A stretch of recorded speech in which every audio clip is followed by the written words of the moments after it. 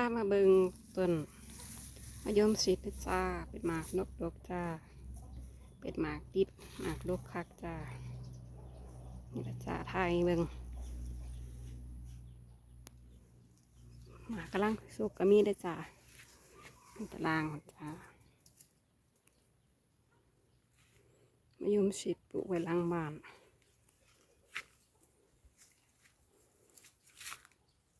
อันนี้ก็นี่ละจ้าเหลืองก็มีจ้ายมชิดเดี๋ยวพาไปเบิ่งไง